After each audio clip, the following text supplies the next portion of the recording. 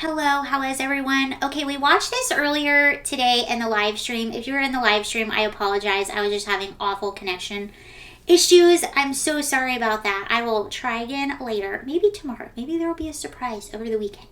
I don't know. But Nancy Pelosi, everybody, and I know this is just a silly little clip of her, I get it, but this just goes to show where we are. And you always think of your leaders, you think of them are people that are kind of the mature ones that we look up to, the people that want to bring us together and unify us to be a unity.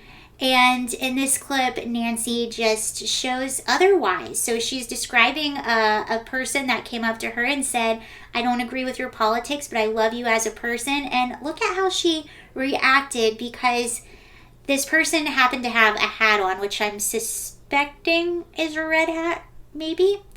Here's how she handled that. One guy came up to me at the Warriors game.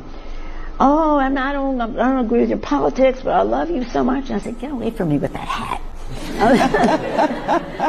I didn't say it quite that way, but nonetheless, you can just imagine what that hat was. And you can see she's proud of herself. She thinks it's funny. She thinks she just did a good deed. Did she do a good deed? Is that what a good deed is?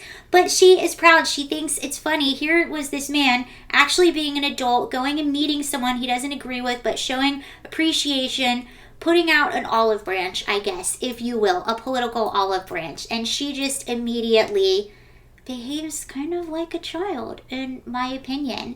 It reminds me too of a certain man in charge that says, I want to unify, and then all of a sudden calls everyone who disagrees with him a MAGA extremist. So it doesn't sound very unifying to me.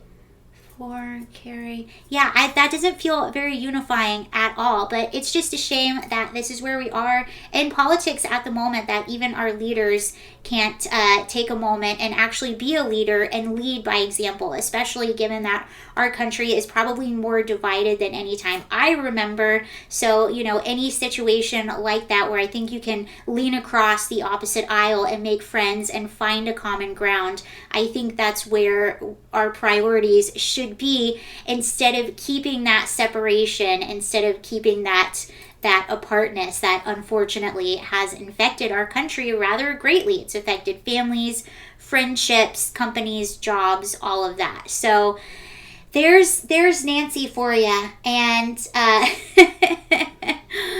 have a good day. Now you know that piece of information.